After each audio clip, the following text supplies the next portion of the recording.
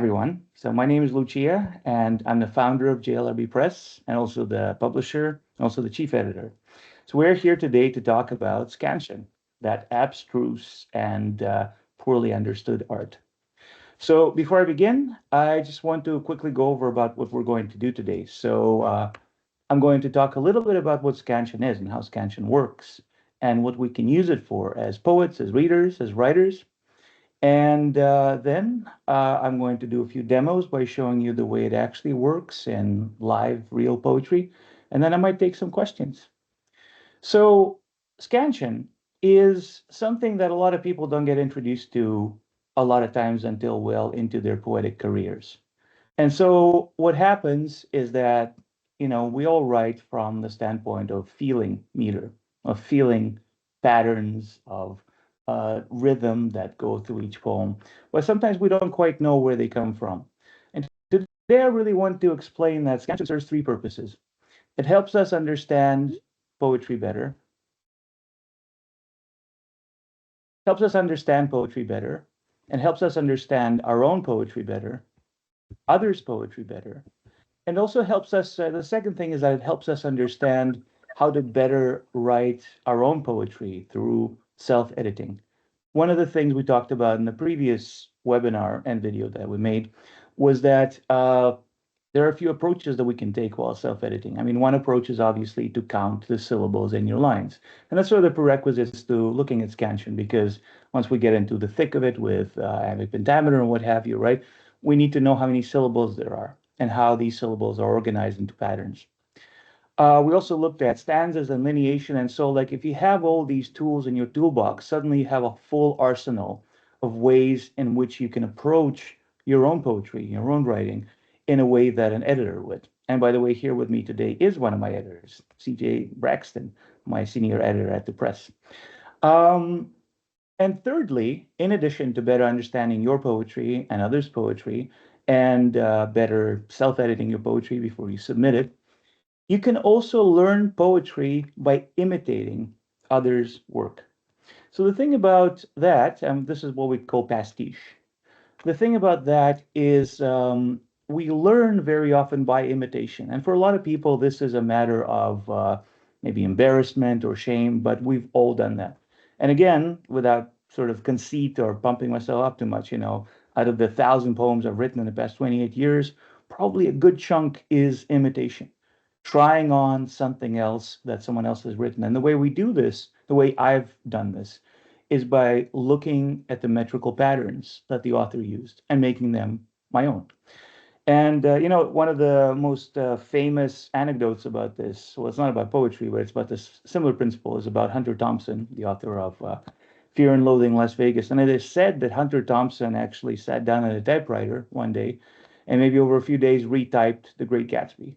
And he said that he wanted to feel what writing a great novel felt like, literally on his fingers. And this is literally what you're doing, right? You're trying on this meter on for size to figure out the shape and the dimension of what is available to you and what is possible. So first things first, let's do a little demystifying of what scansion is and how scansion works. So to do that, I'm going to share my screen and I'm going to show you a few things. So basically, scansion as an art talks about looking at what we call metrical feet, measures of rhythm. So I'm going to share my screen in just 1 second. Let us hope I share the right screen. Can someone give me a thumbs up that they can see my screen? Excellent.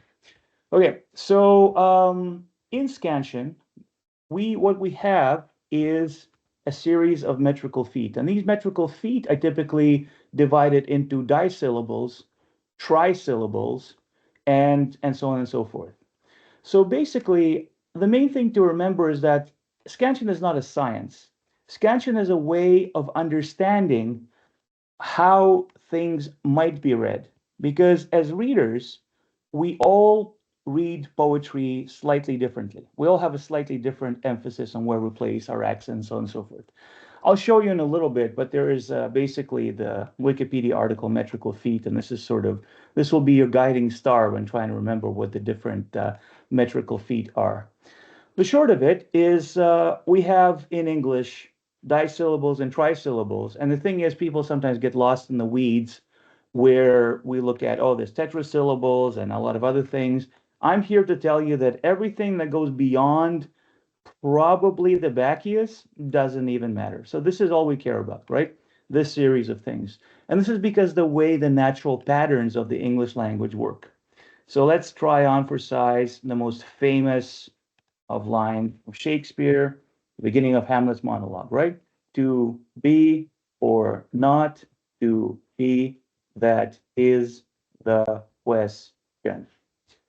Or that that is the question. You know, you could argue that it's an unstressed syllable. Doesn't matter. So this is, first of all, a great example that we don't really write things in stone when we read for meter, but rather how things read to us. So this is to be or not to be. That is the question. So looking at it briefly, we try to identify basically where the stressed syllable is, which means like there's a strong emphasis, right? And the funny thing is that you can do this by basically placing a hand under your chin, and every time your chin hits your hand, that's a stress. To be or not to be, right? It's awkward, it's kind of dumb, but it works, right? And once a friend remarked that reading for Scansion is like reading like a robot, right? You can also do that. To be or not to be, right? So like that's where the strong syllable is. To be, stress syllable, or not stress syllable. To be, that is the question. And this is sort of where we start getting into the weeds of things, right? Because as you can see, sometimes a single word is also a single stressed or unstressed syllable. But sometimes a single word is a combination of both, right? So in this case, question, is stressed and unstressed. And I can see that, yeah, it has to be unstressed here. And so basically we look at the pattern and we see kind of a repeating series of unstressed, stressed, unstressed, stressed, and so forth. That's interesting. How many of these little guys are there? 1, 2, 3, 4, 5, and an extra one. Ooh, okay, so we're going to encounter this over and over again. Scansion is not a precise science. In fact, I don't want you to treat it as a science at all. In fact, it's a way of thinking about the ways in which a reader or you can read a line. And in this case, we have 1, 2, 3, 4, 5 of these little things. Okay, well, let's match them to a metrical foot. So it goes unstressed, stressed, to be, or not. So what is that? Oh, so unstressed stress is an iamb. Okay, we don't need to know what that is, right? It's just the name of the foot. You don't even need to remember it, right? So there's iamb, there's 1, 2, 3, 4, 5 iambs. So it's iambic pentameter. This is the scary thing that we've all been taught in high school, right?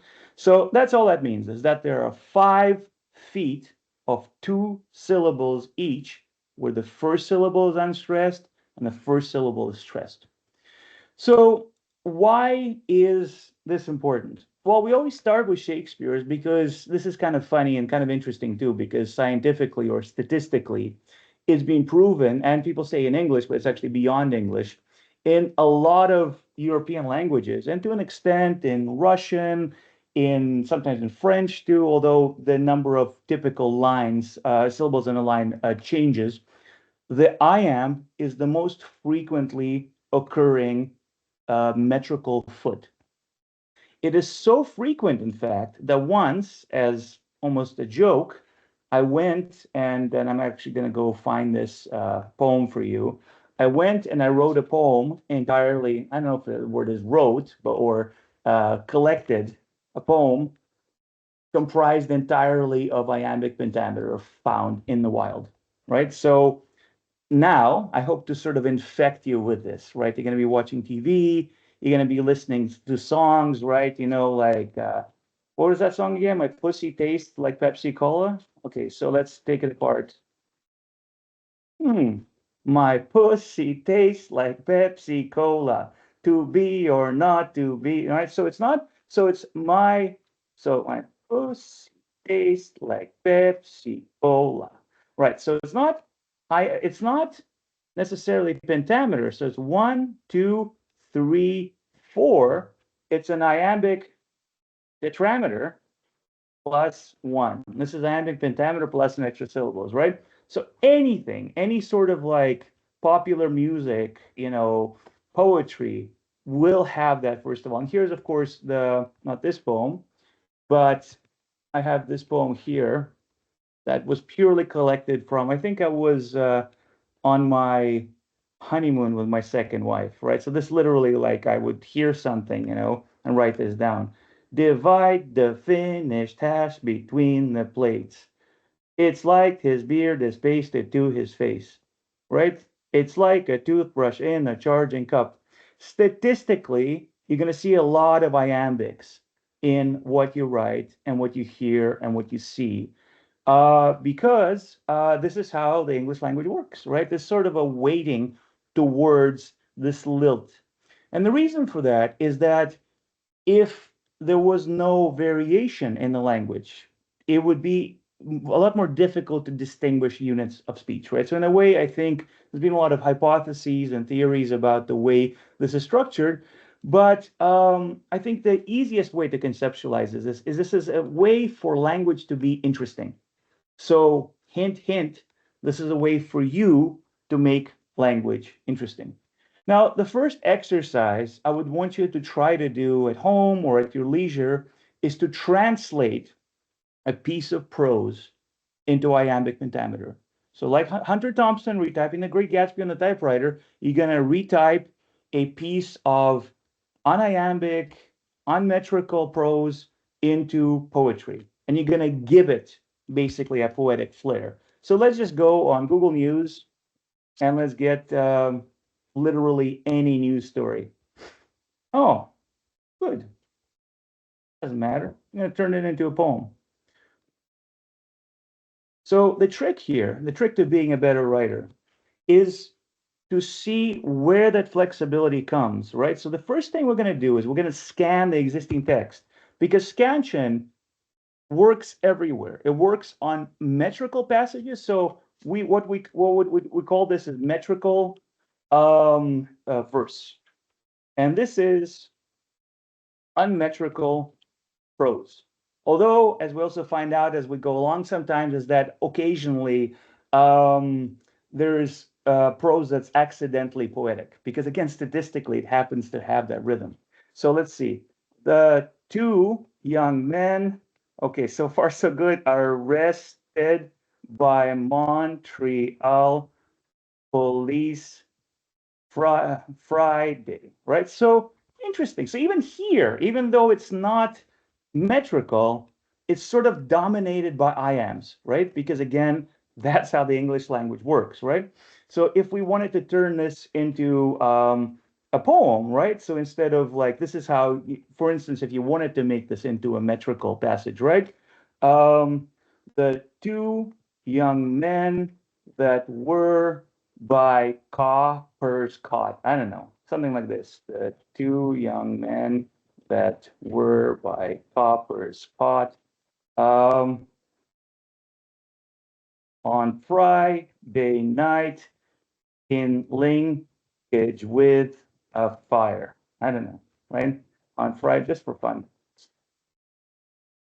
Linkage with a fire. It's not really great poetry, right? But as you can see, this is the distinction between prose and poetry, right? So again, if you want to write metrical poetry, right? You can also write unmetrical poetry, but I think this is an interesting exercise to try because it challenges you to change a few grammatical, a few semantic elements to suddenly change something that has no lilt into something that has that sort of predictable lilt. But let's actually look at some famous poetry. And one of my favorite poems is the love song of J.A. Prufrock. So, and I think why this is such an influential poem is because it is very successful at combining very naturalistically the metrical and the unmetrical, right? And the only way to see it is to perform scansion on it. Otherwise, you're sort of guessing, unless you are a genius of the highest order, which is also possible, right? Let us go then, you and I. when the evening is spread out against the sky like a patient etherized upon a table. Aha. So now we've sort of went away from the most common meter of the English language, where iambs dominate in the passage. And what is this little measure? Unstressed, unstressed, stressed. Let us go, right? Or when the evening, or like a patient, right? Well, we refer to our handy dandy metrical foot thing, right? And we see that this is a anapest, right? So basically, we can start drawing conclusions about the way that the author approached this poem. So basically, one thing you could say, so on the one hand, what DSL is trying to do is he's trying to be conversational. But on the other hand, he's also trying to avoid the quotidian, the mundane. He wants to be a little bit, tripping on the tongue, a little bit halting, a little bit unusual, right? And so indeed, even though he begins with the anapest, right? He follows up the anapest by an iamb and an iamb. Anapest plus iambic dimeter, right? And that's actually a joke I like to make. I think I wrote a poem about this once, why poets are not allowed to write in trains, because all they do is they hear the iambic dimeter, right? That the trains make, to-tune, to-tune, to-tune, to-tune. That happens to be iambic dimeter, right? Because there's only two iambs. But basically, it's interesting because, again, you can see that by design, this is not an accident. This is by design that TSLA takes and basically introduces every line with an anapest and then follows it up with iambs. In this case, there's two iambs. In this case, there's 1, 2, 3, 4. So, and in this case, 1, 2, 3, 4, and an extra syllable. And that extra syllable sometimes drives people nuts because, we can go and say, if there's an unstressed, stressed, stressed, well, let's look at it. So, this is the Bacchius, but again, my advice to you is to not go beyond the anapest, because it's not about identifying with perfection what the scansion, what the meter of your or someone else's poem is, but it's about getting a sense for what the patterns are. And typically, this is really great to do when you're learning about someone else's poem, right? Like what is it in it that works really well? Or when you're editing your poem after the first draft. Because again, I'm going to say this, I'm going to keep saying this in all the webinars, is that the job of the first draft is just to exist. So you're like, blah, you vomited it on the page, great, it's there. And then at your leisure, you can edit it. But I think the issue is that it's important to get it down first without thinking about this, right? And again, you're genius of the highest order, you're writing metrically from the get-go, that's great, right? But I think once you've gotten it down, then you're at the liberty to see how can we adjust this a little bit. And we're going to do a little bit of a workshop when we look at some maybe my earlier poems to see where it works or where it doesn't work. Okay, so by now we know that basically all writing divides into metrical verse and unmetrical verse. And another way to look at this is regular meter. So metrical verse, I would say, is basically regular, meter, and irregular meter, right? One thing, though, is I think to remember is that on occasion, you're going to find accidental poetry, even when you write prose. And actually, again, I wrote poems about all kinds of things, right? It's important to not erase it. I think there was an engineering textbook by William Vowell, I think. I don't know if I can even find it or if I even spelled it right. But basically, in that poem, oh, that's not how it's spelled. That's how it's spelled. Whatever. In that poem, basically, Vowell, accidental poem. We have a line. I'll find it in a little bit. We have a line that basically is accidentally poetic. And I guess the lesson here is that it's better to detect it than to erase it, which I think is the tendency in a lot of prose writing. That meter is reserved for poetry, and okay, this doesn't work, and that's perfectly fine. So let's look at some other poetry that works well. So the great thing about scansion and meter is that it permeates not only a single language, but all languages. So I'm Russian. I was born in the USSR in Soviet Russia. And one of the great traditions of Europe, of European sort of cultural upbringing, is that your parents, your teachers, they get you to memorize poetry, right? And so my mother, who is a Russian language and literature teacher, would get me to memorize passages from the famous poem Yevgeny Onegin by Alexander Pushkin, who was the contemporary of Byron, kind of a romantic poet in the 1800s. Now, I want you to listen for the meter. You probably don't know Russian, but I want you to listen to the meter. I'm going to read you kind of in a robotic manner a passage, the very beginning of Yevgeny Onegin, and then it's kind of infamous for having been translated like a million times. It's almost like a rite of passage. If you become a translator, you have to try to translate Pushkin, right? So let's see how basically what we call the Onegin stanza survives. Then we're going to take it apart, and I'm going to show you something interesting. So the Russian sound.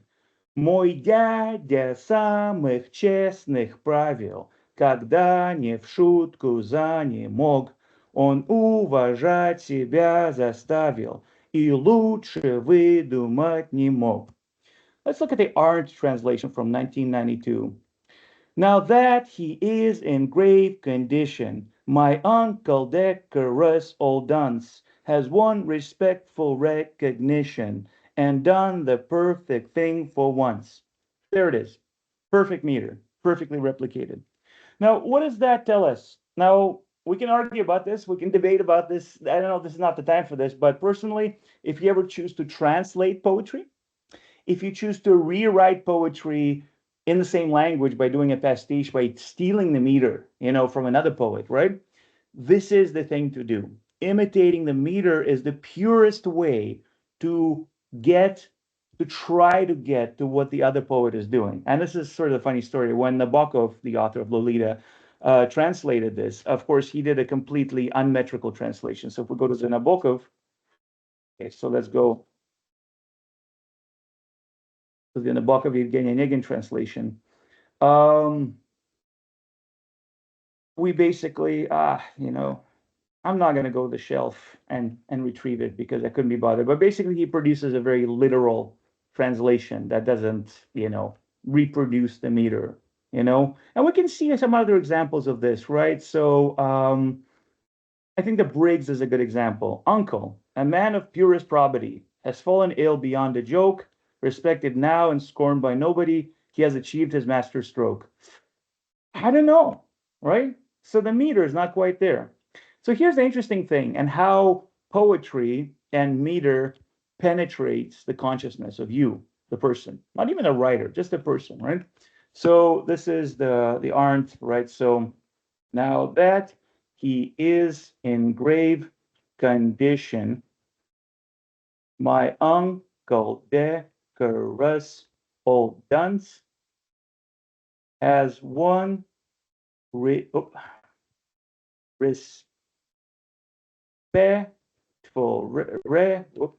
recognition, mucking it up a little bit, and done the perfect thing for once. Okay, so clearly nothing here is accidental. How many syllables are there? 1, 2, 3, 4, 5, 6, 7, 8, 9. Okay. 1, 2, 3, 4, 5, 6, 7, 8. 1, 2, 3, 4, 5, 6, 7, 8, 9. And 1, 2, 3, 4, 5, 6, 7, 8. Okay, very interesting. So that's kind of a repeating pattern. How many metrical feet are there? So again, unstressed, stressed. So who remembers? Does anyone want to come off mute and tell me what metrical foot that is?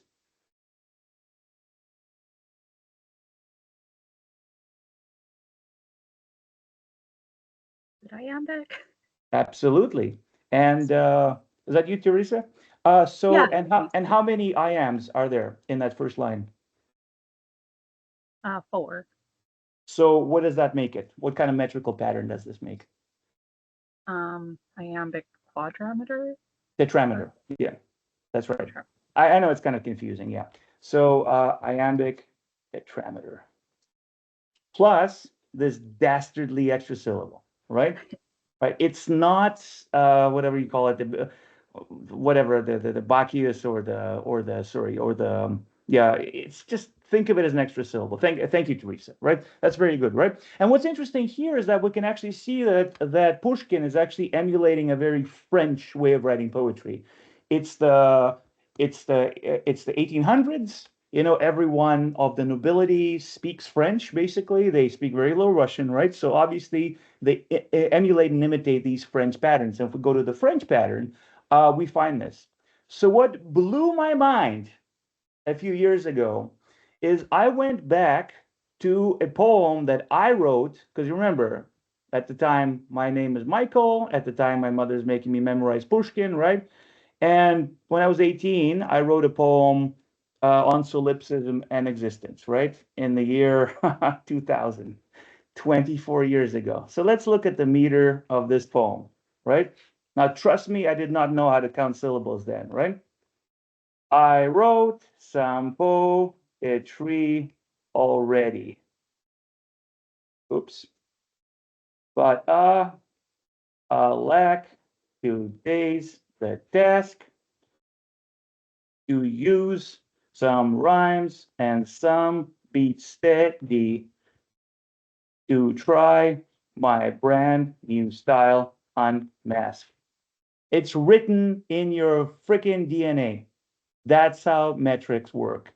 And whether or not you come from Canada or China or wherever, your language has a metrical pattern that sinks into your very consciousness from the nursery rhymes that you hear, from the songs that you sing, from what, your parents, sing you to bed, right? So in other words, this meter became embedded in my consciousness. So when it came time for me to write my own poetry, I had effortlessly reproduced what's called the Onegin stanza, where's a 9-8-9-8 syllables with this exact pattern, right?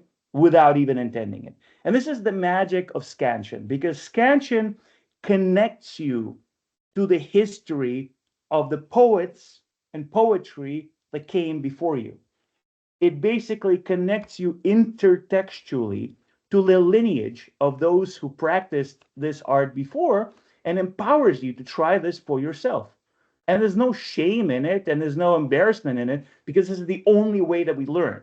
Because guess what? Pushkin did the same thing too with, whatever poets came before, right? Most likely Pushkin read Latin. Well, actually, for a fact, I know Pushkin read Latin poets and, like poets from the antiquities and just yoinked their meter, right?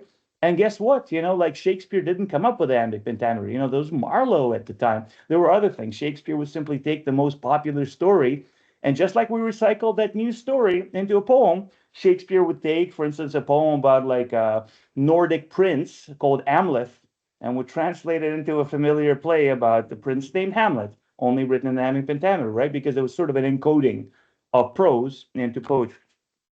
So that's fun and all, but let's look at some ways in which you can actually concretely appropriate. I'm going to teach you how to be a thief. How you can actually appropriate this for yourself, right? So I think there's a poem called "The Birds" that I wrote at one point, right? And I think specifically, I'm in love with Shelley. I'm in love with the Romantics, right?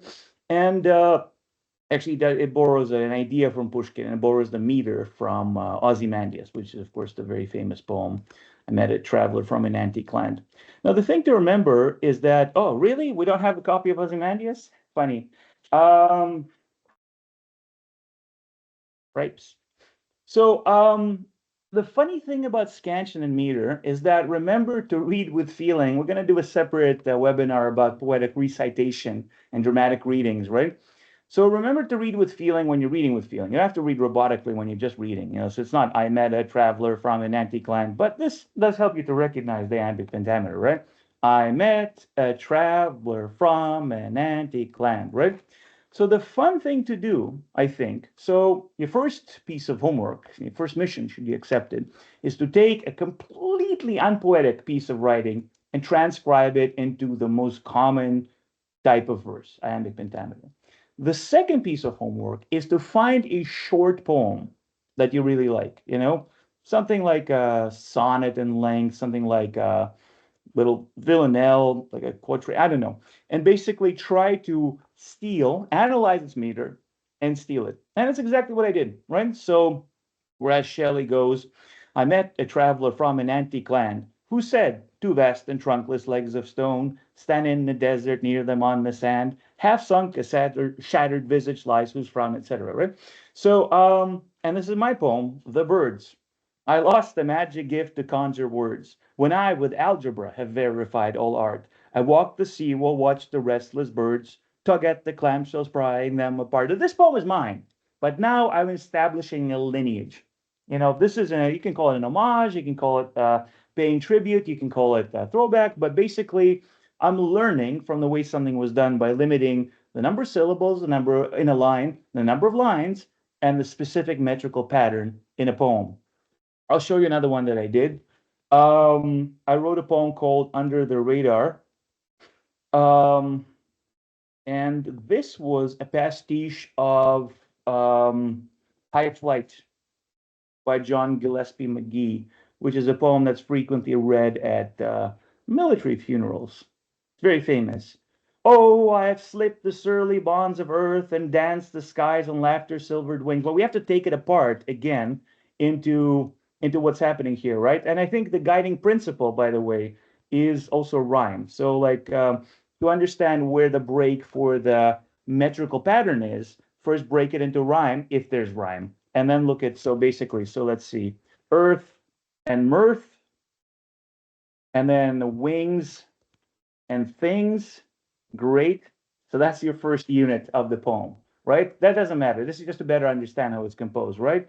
So we have swung and flung, and then we have there and air, right? So boom. And even though it was one stanza, you can tell that metrically it's actually comprised of two sections, right? And then you just do your analysis, right? Now, this is a tough one, right? And this is a great example. I specifically picked it because there's more than one way to skin this cat.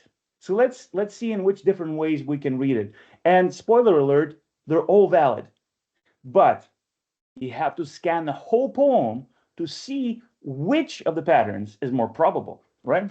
So you can say, oh, I have slipped the surly bonds of earth, right? Okay, and let's keep going. And dance the skies on laughter silvered wings. Oops. Sunward are climbed and joined the tumbling mirth of sun-split clouds and done 100 things. Okay, so this is an interesting one. There's an inversion going on here, right? So every alternating line is actually twisted. In this specifically, is what will differentiate you from 99% of the poets out there. People who are afraid of scansion, people who don't want to count the syllables in their poems, right, are missing out on the unity of form and content. Imagine if you're writing a poem where a character is riding a horse. Well, what if you had like a clop clop sound meter rhythm in the poem itself, right? If you had like a ta-da-dam, ta-da-dam, if you had two anapests, right? Like to the shore, right? To the shore, right? That's two anapests, right? Like, and it kind of emulates the clop of a horse, to-da-dum, right? So this basically gives you that unity of form of content. Like the reader is ignorant of this. They kind of sense that something's familiar, right? But you've encoded it there because nothing in poetry is accidental. You've put it there for a reason, right? So, of course, you could technically go, oh, I have slipped the surly bonds of earth, right? And I say, okay, well, I mean, that's possible, right? But it's specifically because sunward, I mean, this is where you kind of have to look up the pronunciation of words, right? If you're never sure, I mean, my trick is to just go define sunward, and I don't know if it'll actually capture the audio, and you just click it sunward, and it goes sunward. So it's the first syllable that's accented, right? Sometimes people are not sure, and sometimes you hear people making mispronunciations, right? But this is how you check. You just go define word, And no, and now because you know that it's not sunward, but it's sunward, then you know that this is the less likely pattern, and this is the more likely pattern, right? And as a result, you see, well, where does this pattern recur, right? So since this pattern appears here, we can see, so they're alternating, right? So I think it's absolutely absolute work of beauty, because what John Gillespie McGee does here is that he arrests you, he stops you, he slows you down at the beginning of every other line, right? Because it's just simply easy to lie over, oh, I have slipped, it's like, oh, I have slipped, right? And likewise, sunward I've climbed, right? So he wants you to enunciate this when you're pronouncing this, right? So basically, because the second line continues this idea, and this is this very nice separation between the two sections, right? In each of the, so we've divided the stanza into two sections, and we've further subdivided into this semantic section where he starts it with an emphasis, continues it, so he can keep going in iambs, right? And then basically repeat it again, start it and continue it. Can anyone go off mute and tell me what this metrical foot is called? Taking wild guesses. You can peek at the metrical foot Wikipedia page and tell me.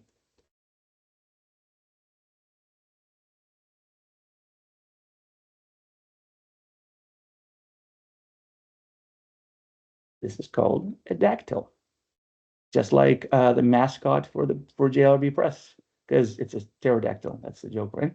So right? So oh, I have, right? So this is a dactyl, right? So if you want to be fancy and talk to other poets, you might want to, remember these first few, but you don't have to. You don't really have to. The important thing is to remember to be able to detect the pattern, not to know what these things are called, right? So yeah, so we can say this is a metrical pattern, right? So it starts with a dactyl and continues with, what would you call this metrical foot? It starts with a stressed, unstressed, stressed, unstressed. Does anyone want to hazard a guess? It's the opposite of an iamb.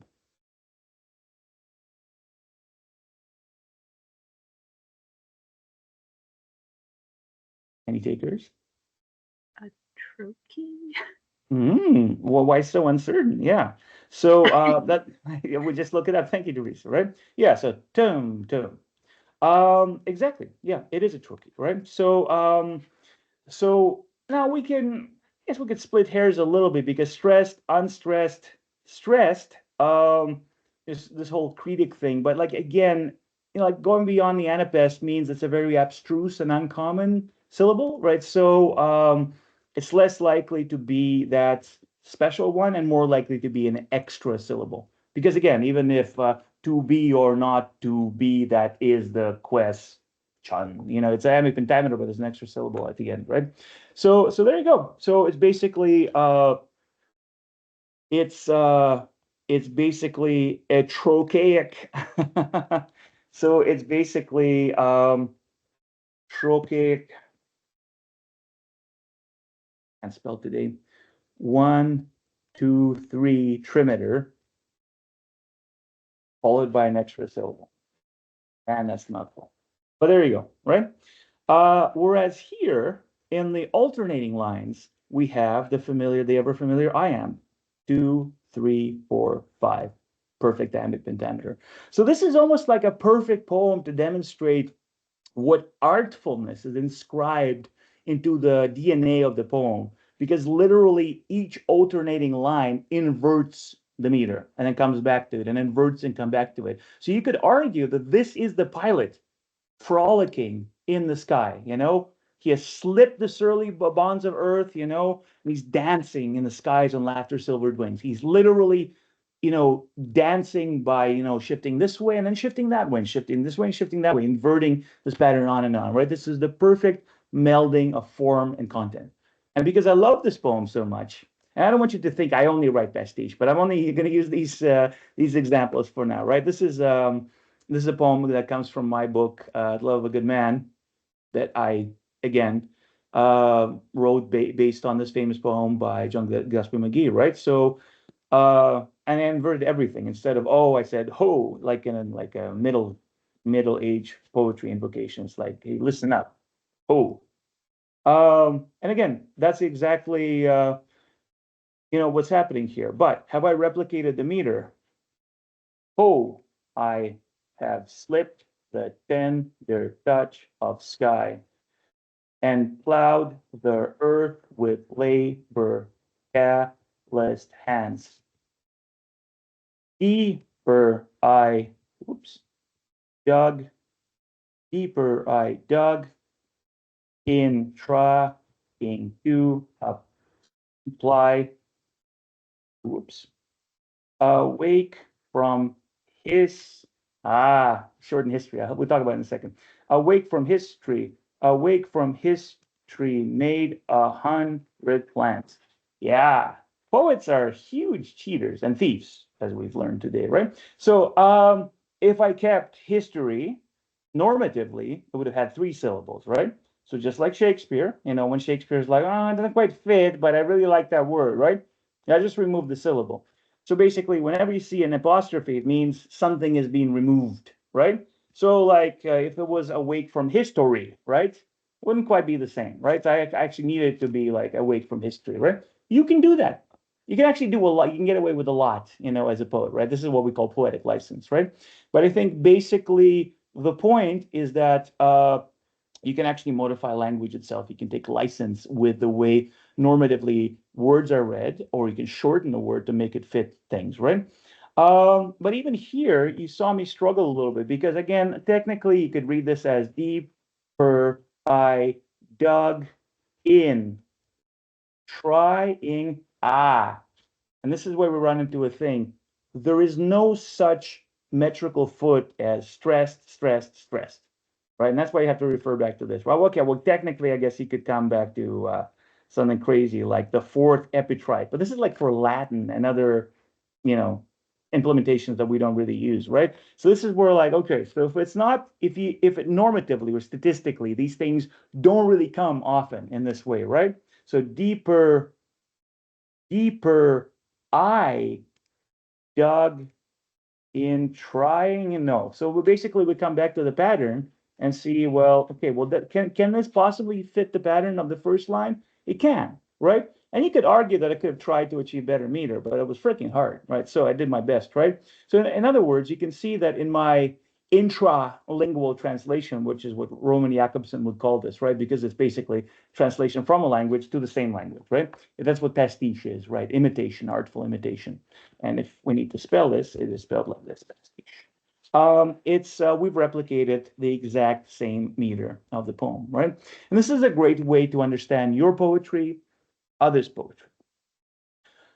So one of the ways before we go to questions and so forth, to also examine poetry that's not metrical is to do the exact same thing. Well, that's the Confession of the Neighborhood Arsonist, right? I have a poem here that's called Kappelbaum Gets a Divorce. Let's grab this piece, right? So I think you'll see right away that this poem, okay, so when we look at this poem, is it metrical or is it unmetrical?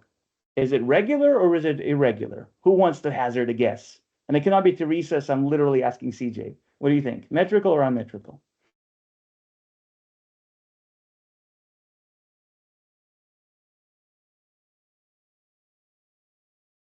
I think it's metrical. I would argue, well, you know what? Let's have a look. I'm not saying you're wrong, but let's have a look. Can I have your name for the cup? It's more metrical than I expected. Asks the barista. Kind of a yes and no.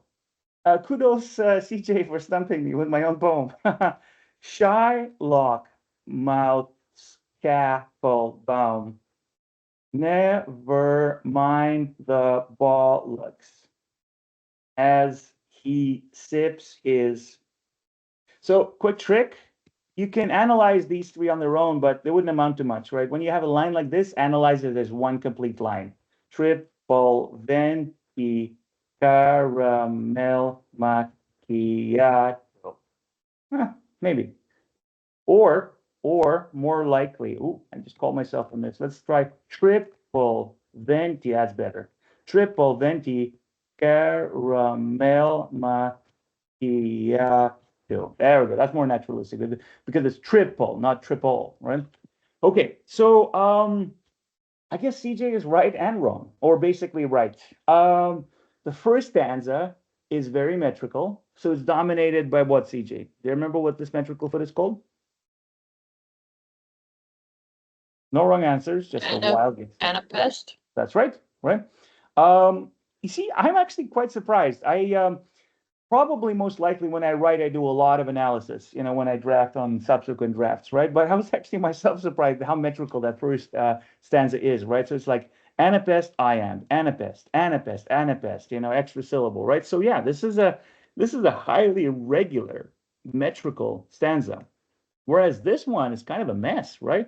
Shylock, mouth, scalpel bound. Never mind the bollocks, as he sips his, right? So, like, this is interesting, right? This just goes to show that the author is dead, and you have to reinterpret everything you read for yourself from the beginning, right? And basically, again, we kind of see something that we've seen before in some of the other poems that we've examined, right? Because these ones almost have kind of like an opening where they don't start with like a very strong. And by the way, for lovers of gender, in the past, there was actual terminology for strong starting and weak starting syllables that were called like masculine and feminine syllables. But for obvious reasons, because of what we are as the press, I choose not to call these things that way, right? But that actually does exist. Like I think masculine rhyme and all that, So for instance, a masculine rhyme is a rhyme that has a final stressed syllable, right? But I think this is kind of an outdated way to call things, right? But kind of really funny.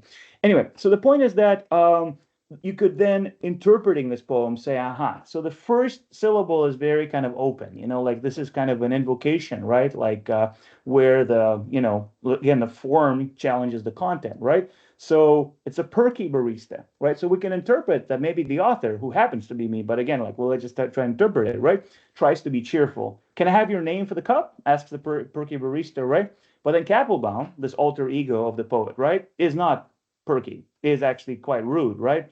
Shylock, mouths Kappelbaum. Never mind the bollocks, right? So there's like these very strong stressed, double stressed syllable, right? And it starts with a stressed syllable, right? So you can actually interpret this as an understanding that the poem is actually counterposing, like these two interlocutors, these two conversation participants, as taking opposite approaches to the way they express themselves, right? Which I guess means that I wrote this pretty well, good job me.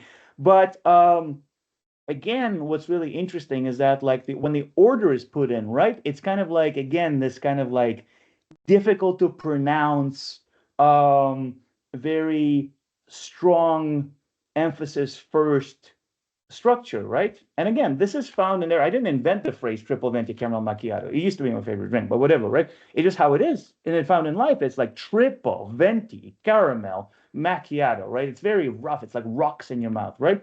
So it's a very interesting like transposition of that, right? So basically, you can use this for anything. You can use this for metrical poetry. You can use this for unmetrical poetry. But I think the main thing that we've looked at today, before I get your head to completely explode, is that, let's just rewind a little bit, right? All language and every language is comprised of small metrical units, right?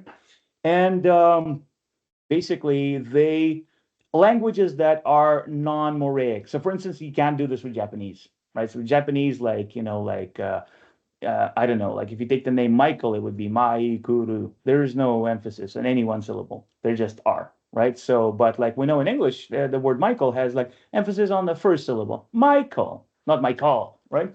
So basically, any language that has a defined emphasis on a syllable will basically be following this pattern, which is extremely exciting if you insert words from other languages, which I am often wont to do, from French, from German, from whatever, into like your English poetry to kind of zhuzh it up a little bit, right?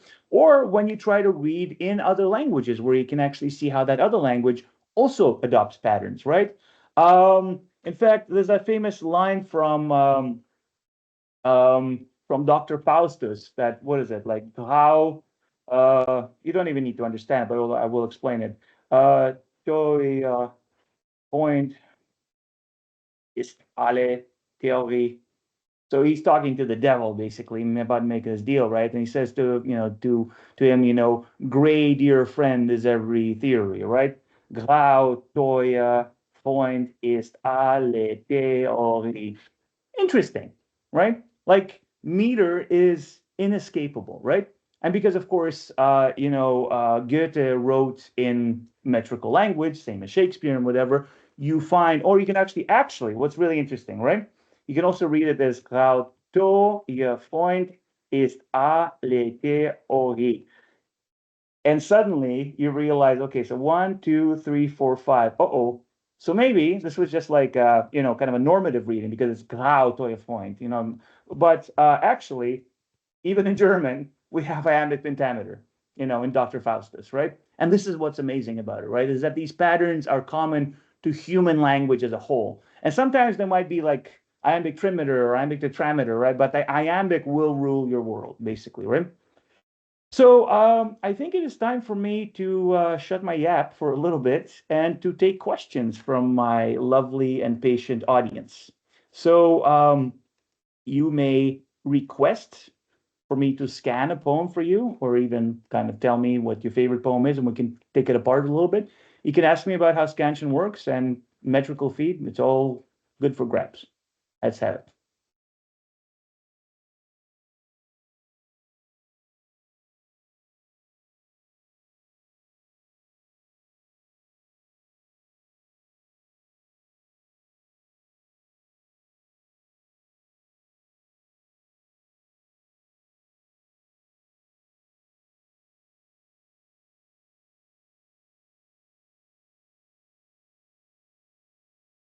So first, I was going to just call him for Teresa. Yes. Oh yeah. Oh, could we maybe look at Ariel by Sylvia Plath? I feel like I like to read a lot of free verse poetry, but I found it kind of hard to assess the meter there. You know what's really funny? I have recently, because I'm like addicted to pastiche, I've recently rewritten her daddy into my own called Mummy. Long story, but I actually was reading Ariel to my therapist of all the people the other day, right? It's a striking feminist poem, and I think it bears looking at. Let me just see if I can share the right dang screen. Can you see my screen? Yes. I think this is a great one. So, is there a, is there is there a date here?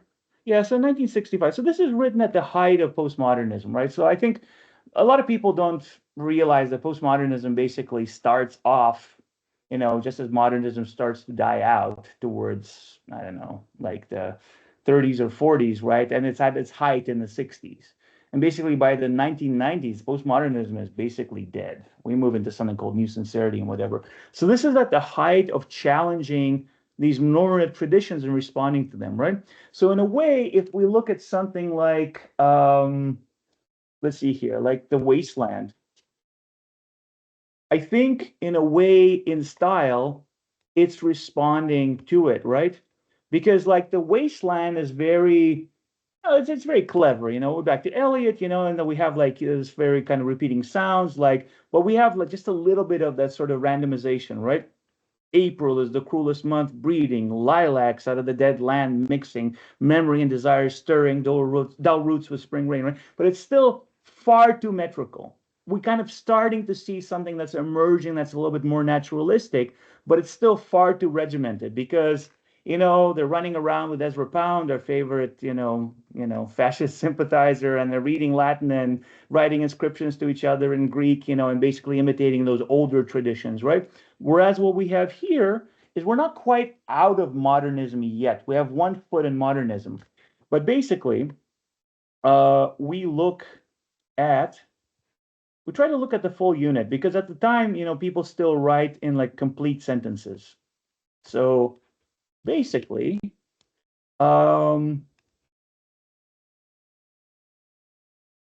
we get to analyze this as such. So, Teresa, let's do the first line. You have the first honors. Stasis and darkness. How would you analyze this? Just tell me unstressed or stressed, and I'll put it down. Stasis and darkness. Yes, stressed, unstressed, unstressed, stressed, unstressed. Stasis and darkness. Absolutely. All right. CJ, can you do the second line?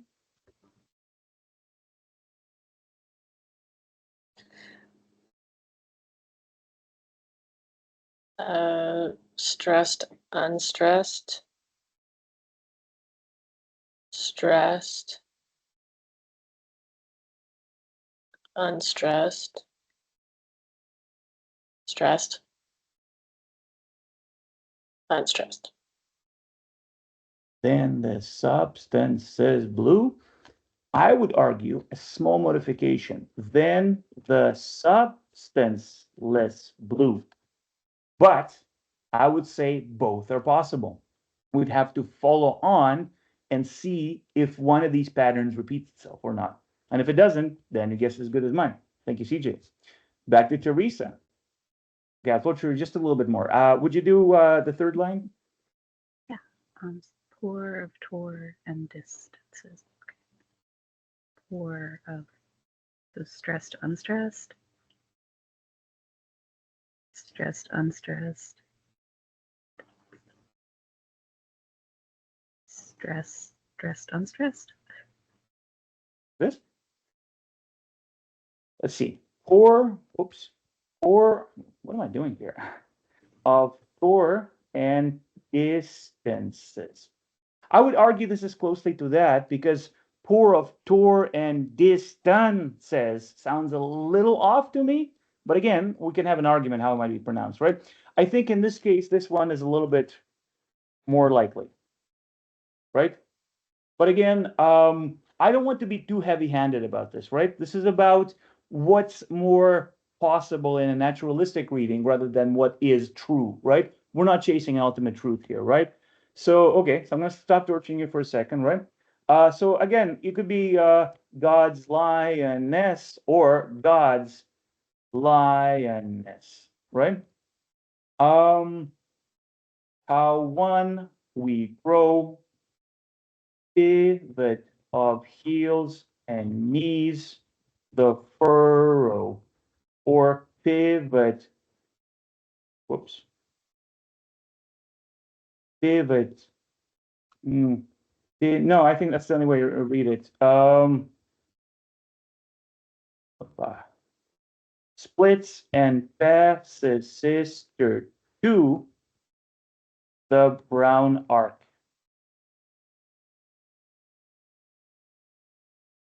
Of the neck, I cannot catch, or of the neck, I cannot catch. So Platt's obsession with Black people and Jews, is actually very infamous. So Nick, right? Even though she has claim to neither one. So because there's sort of, being hounded by Ted Hughes and victimhood. So it is equal parts powerful and problematic. Just to make a little disclaimer for mid-60s feminist writing. Berries cast dark books. Okay, so now a question for Teresa. So this is your favorite poem. Knowing what you know now about the scansion, but let's say the first two stanzas, what can you tell us about the kind of junction of form and content? What stands out for you? There's no wrong answers here. Well, I mean, I guess part of why I suggested this poem is because I found it hard to read with like a consistent sense of delivery. But I guess it's sort of almost iambic, but then there will just be like enough breakage of that rhythm that you never quite know exactly how to read it. It sort of feels like you see the iambic dominance, but then like there would just be like a little, like an extra unstressed and extra stressed frequently enough that I don't think I could really call it that. So I guess I find when I read this poem, I sort of have to like really think about how I'm forming the words as I go. Like you can't just like get into the flow and go on like a song. So I don't know. I guess that's the effect I find it has for me. That's not an unfair analysis, right? But I think if we look at the overall patterns, right? I would say this is one is less likely, and this one's more likely. I would argue again, that the first stanza is kind of more of a closed one, or the one that begins with just a stress syllables. Stress, stress, stress. They all begin with stress syllables. In fact, like we can basically just see the same pattern, just inverted and repeated, right?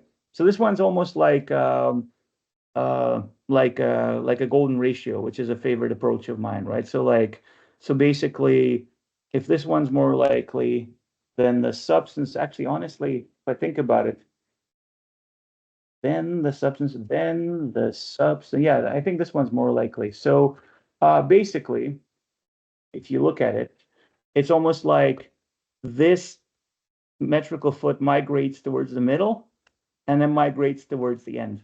There's your progression, right?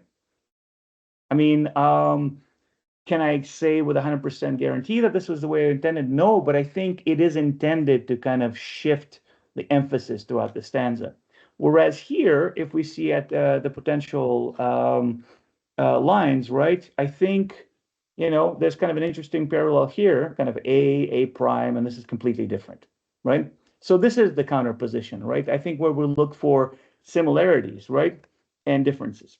And again, the moment we get past this stanza, we'll go back to the stressed ones, right? But whereas here we had one line that starts with stressed syllables that ends the stanza. Here's one that begins one, and all the rest of them are sort of like anapest, anapest, anapest moves towards the end, anapest in the beginning, right? And iambs, right? So like this one and this one has commonalities, right?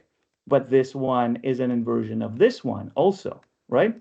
So now you have like this kind of pattern determination, right? And now this one is an inversion of this one, right?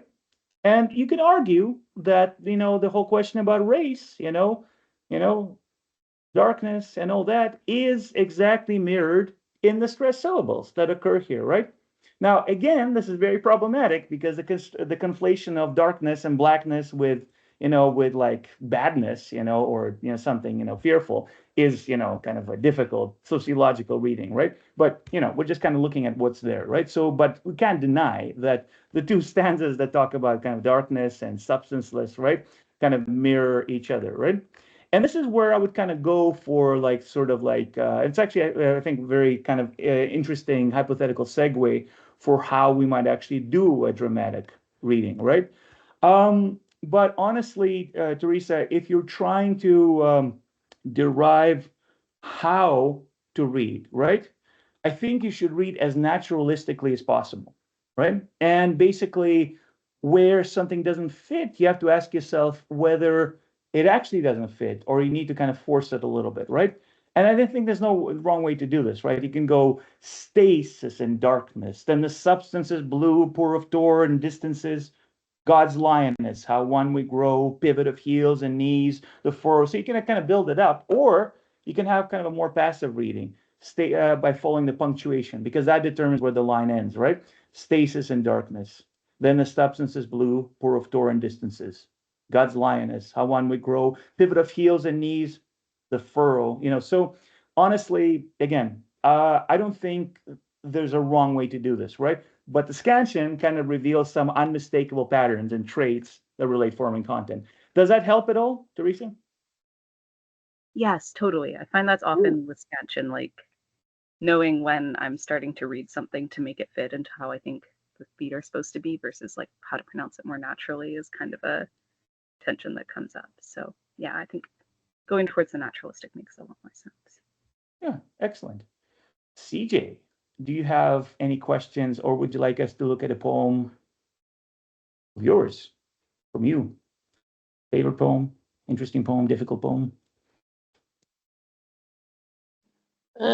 I honestly don't have too much in my repertoire right now, so I don't really have any good suggestions. Fair enough. How do you feel about this whole scansion experience? How does it change the way you approach reading poetry going forward? It definitely like makes things a little more clear about like intentionally searching for patterns in poetry. Because yeah, I've always kind of struggled with reading poetry. Like I really enjoy it, but I don't think I was reading it with enough intention. So I feel like in that my next poetry book is actually yours, The Love of a Good Man. I think I have that one. So I'll definitely like look for it in you while I'm reading yours, and yeah. All right. Well, thank you for the honor. I want to look at just a couple. Well, actually, let's go to Teresa and see if we have any more questions, wonderings, or concerns before I do another demo. Teresa, anything from you?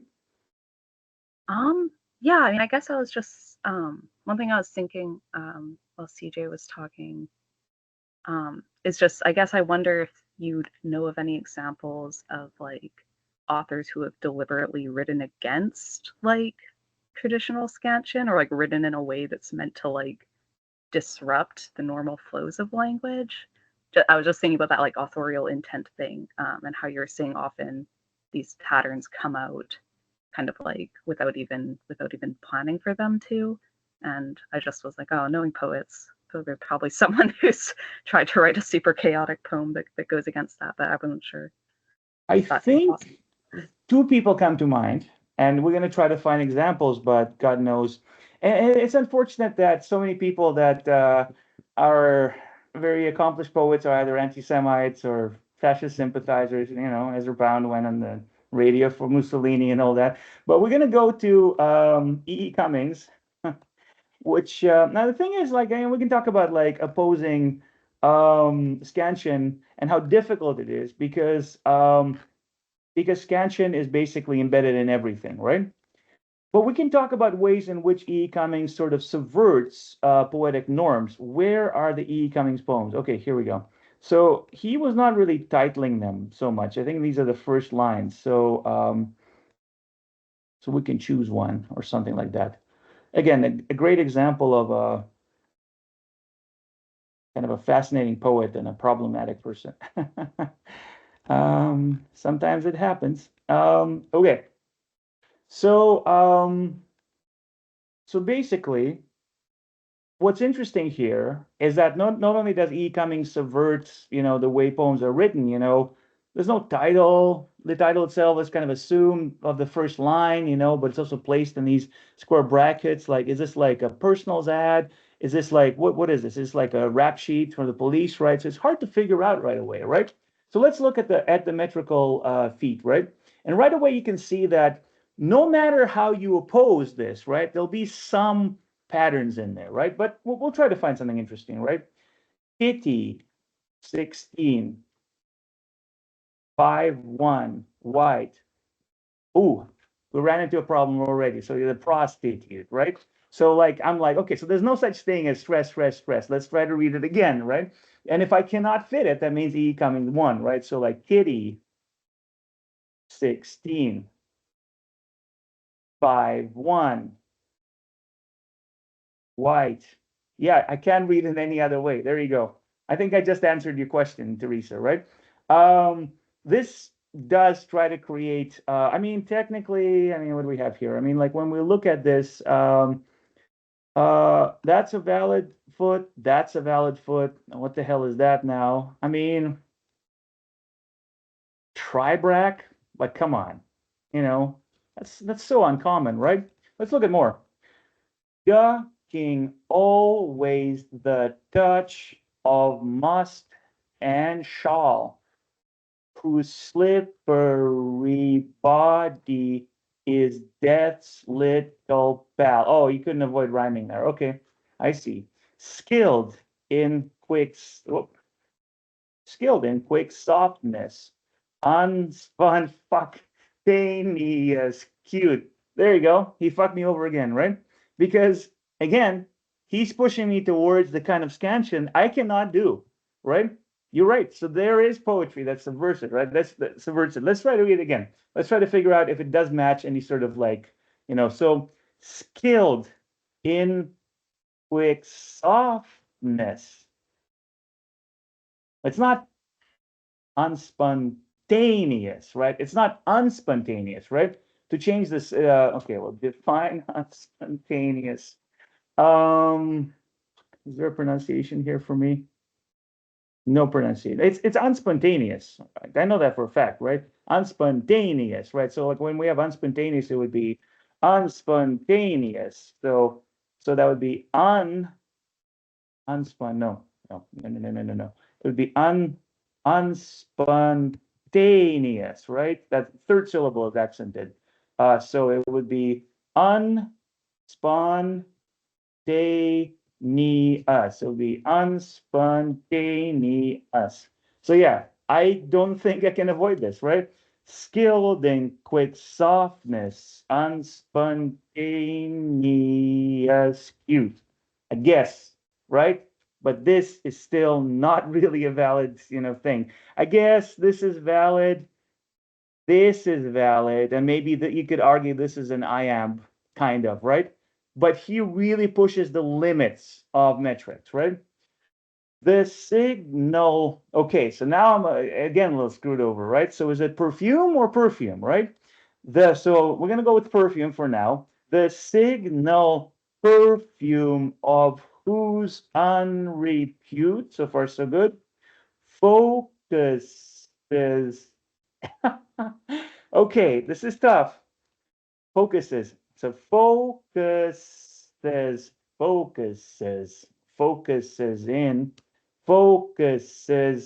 in the sweet, slow animal. Is that correct? Focuses in the sweet, maybe. But again, you could read this as focuses in the sweet, slow animal. Okay, this one's somewhat valid. Bottomless eyes, importantly, now, right? Christ. See, so okay, but even though becoming subverts scansion, look at this pattern. So probably it's one of these. We can deduce it's one of these. That's probably an iamb now, right? So like we can actually take it apart. And even though you're not technically supposed, quote unquote, right? And trust me, like if you read the Wikipedia article on Scansion, it'll say like no 5 people can agree on how to scan, right? Because again, like I would argue that this is a valid one and this is another valid one. They don't butt up like that in kind of classical metrical poetry, right? But again, pattern with that one, and then this one patterns with that one, and then this one patterns with this one, and so on and so forth, right? So overall, we would say that this is unmetrical, irregular poetry, right? That does resist and subvert classical scansion. Teresa, does that answer your question? Yeah, thank you. That was super cool to. This really challenged me. Yeah. Shoot, what was I gonna do? Oh yeah, I was actually gonna show an example of found poetry too. If we can actually, what is it, like William Vowell?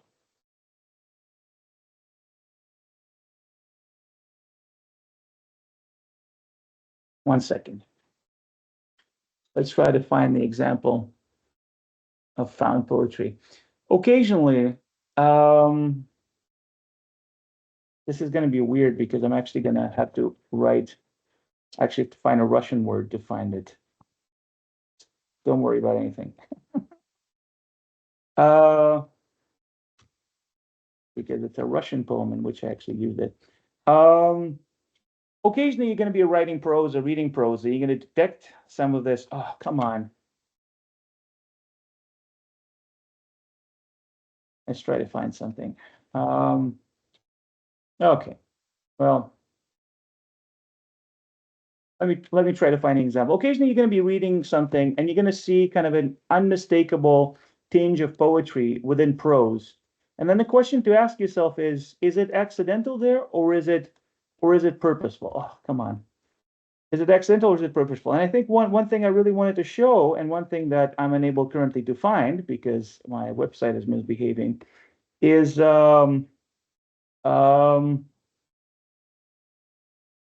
example of where poetry occurs kind of free range, but arranged in metrical feet. And there it is.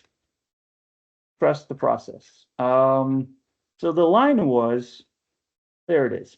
I think this was like a physics or a mechanics textbook that had this line. And very infamously, William Whewell, I kept thinking he was spelled somewhere else. He wrote, "Hence no force, however great, can stretch a cord, however fine, into a horizontal line which is accurately straight." And this is a famous, famous line because once it was pointed out to him that it was actually poetry, he was so upset that he removed it from his textbook, right? I don't know why. I guess some people are really, sore about that sort of thing, right? Yeah, I know, right? But let's analyze this, right? And that actually speaks to the way language works rather to the way people are weird, right? Okay, this is like a weird indentation there, right? There we go. And we'll see how to break it into lines when we do the scansion. Hence, no force, however great. Oh, okay. 1, 2, 3, 4, 5, 6, 7. Okay. So I think that's where it goes, right? Hence, no force, however great.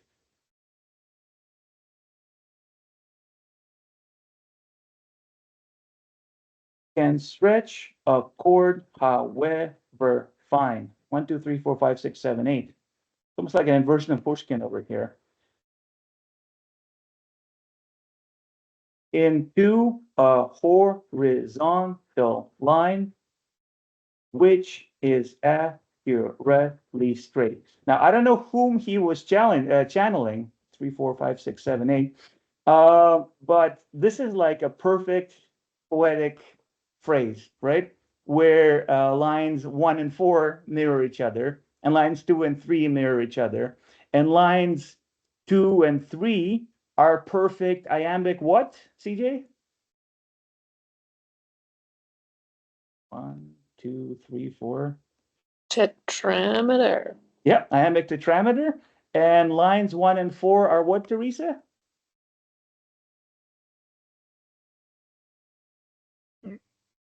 It's 3.5. Well, it's first of all, it's stressed on it's stressed unstressed. It's trochaic trimeter. Diameter? Trimeter. Trimeter. Yeah, that's right. Yeah. So it would be trochaic trimeter +1, alternating with iambic. Sorry, Teresa, I saw you write something. Do you want to just like say it out loud? Oh no, sorry. I had just apologized for bringing up Ariel because I forgot the N word was in that one. But I appreciated you speaking to it.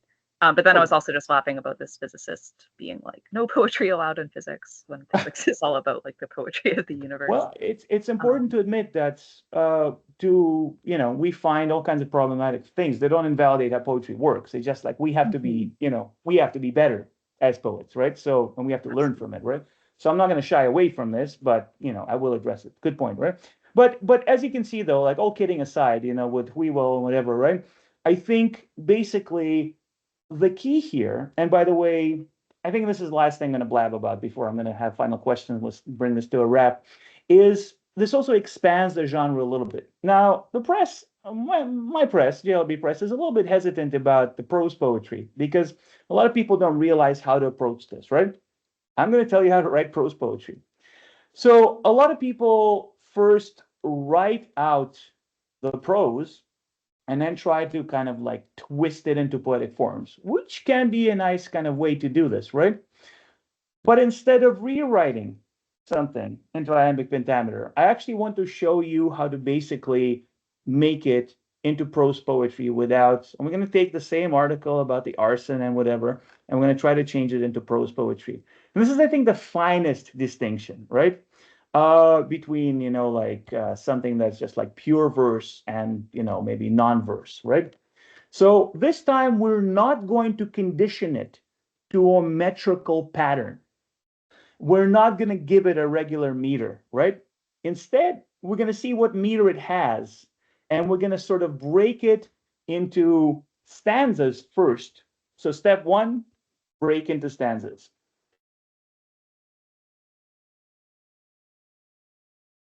well, step one is scansion, actually. Break into stanzas, poetic analysis. Can't spell anything. Question mark, and then profit. Haha. So let's try to analyze this, right? So what is this? The two young men are arrested by Montreal police Friday, right? So this line is overlong. Right away, I can say. I mean, I can also say from experience, right? But basically, what I would recommend is that to sort of like choose a measure and see if we can actually reproduce the measure in the next line. So the two young men arrested by Montreal police. What? How many? So the two young men arrested by Montreal police. That's 13, right? That's a little long, right? The two young men arrested by police in Montreal. That's how we make it poetic, right? Because again, let's look at the scansion before, right? So before it was the two young men arrested by Montreal police. It kind of butts up there, right? By police in Montreal. Let's change this, right? So the two young men arrested by police in Montreal. Okay, oh, that's very iambic, very regular. Beautiful. So let's analyze this one. Oops. Friday in connection with a deadly building. Ah, fire. So normatively, you would read this as fire, right? But in poetry, you get to make a call, right? Do you want this to be fire, one syllable, or fire, two syllables? And both are valid, depending on your thing, right? So the two young men arrested by police in Montreal. Okay, so that's already a little bit better, right? Friday in connection with a deadly building fire. I don't know. Like, I think I'm tending towards iambic pentameter regardless, but let's just go on Friday. On Friday in connection with a deadly building fire. And I don't even mind having an extra syllable there, right? Just for a little variance, right? So now we've made a little bit more regular, right? On Friday in connection with a deadly building fire. Okay, that's 14, right? You can see how the two measures are kind of similar, right? So now I can go ahead and combine these, right? So now we started building our prose poem, right? And a lot of people don't understand that that's really literally what it is, right? So now we have to find 13 or 14 syllables. In old Montreal last week have been charged with second degree. Ooh, okay. So that's kind of like pushing it a little bit. Okay. So I'm gonna start rewriting it already. Last week. So okay, let's scan this first. In old Montreal last week have been charged with second degree murder and arson. All right, and I would rewrite it in slightly more poetic form. I guess I'm sort of cheating a little bit because I don't have to do iambic pentameter, but I do have a thing to teach and get done with. So last week around old Montreal being charged, shorten it, pretend that this is like have is omitted, apostrophe means something's omitted, being charged with murder with arson and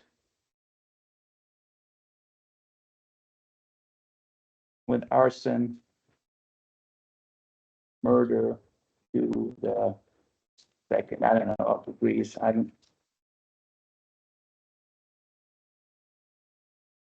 Last week, around old Montreal being charged with arson, murder to the second of degrees. Sorry, I'm being very Shakespearean, but it doesn't matter, right? So there you go. So there's your prose poem, right? So basically, let's just quickly compare and contrast basically what we had and what we have. And you don't have to do iambic pentameter, but honestly, if you have to do something like that, then that's your sort of easy way out, because that's a good starting point. And then you can modify it a little bit as you go along, right? So basically we go from, just close your eyes and listen to this. Original version. The two young men arrested by Montreal police Friday in connection with a deadly building fire in Old Montreal last week have been charged with second-degree murder and arson. So there's something interesting there, right? It's like a found rhyme with Friday and fire, right? So that's interesting, right? But it's just all over the place because it's prose, right? But now, having written this prose poem, we can go, the two young men arrested by police in Montreal on Friday in connection with a deadly building fire last week around Montreal, being charged with arson, murder to the second degree. Okay, I'm being too fancy, right? But it has a bit of a lilt to it, right? Right. I'm kind of laying it in a little bit thick in the end there, right? But you get it, right? So this is sort of like also the foundation between trying to figure out where your prose poetry lies, right? I think after a while, after you've practiced prose poetry, you can just write it straight out and have sort of the meter go on. You can have meter going on a separate sheet of paper, right?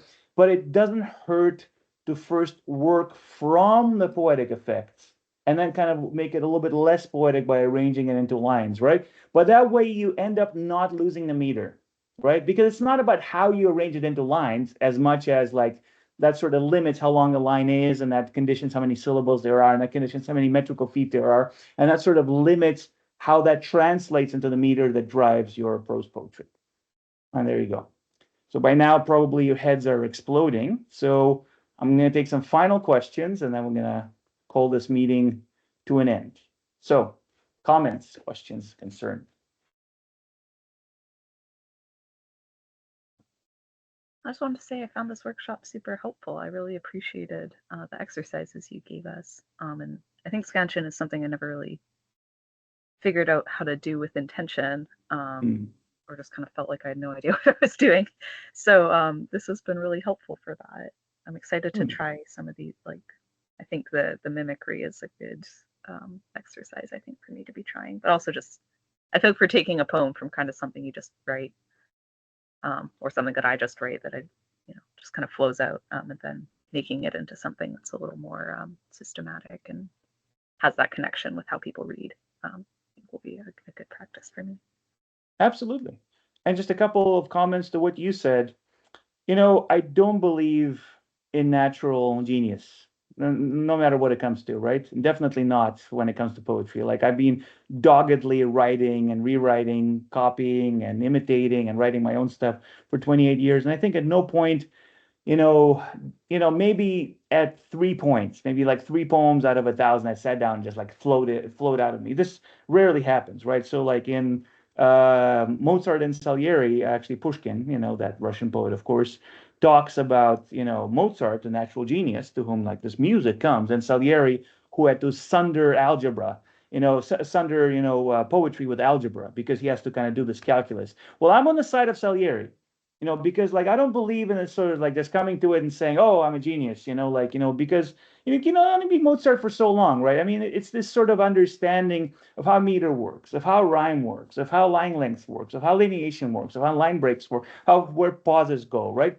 That actually makes you a poet. Number 2 consideration is that that's exactly how you develop a voice, right? So I think it's essential to imitate the poets that you love and the poets that you love. See, iambics everywhere, right? And it's important because in the beginning you do kind of mimic. There's a lot of mimicry of the other people's, poets, writers, authors who came before you, right? But over time, you cherry pick what works for you and what doesn't, and that's how you develop your own style. You can't generate your style out of nothing. Does that make sense? Yeah, absolutely. Yeah, I appreciate that point about, poetry is like any other kind of art. You have to practice it and just get better. It's a skill that you develop. It's not, a genius Exactly.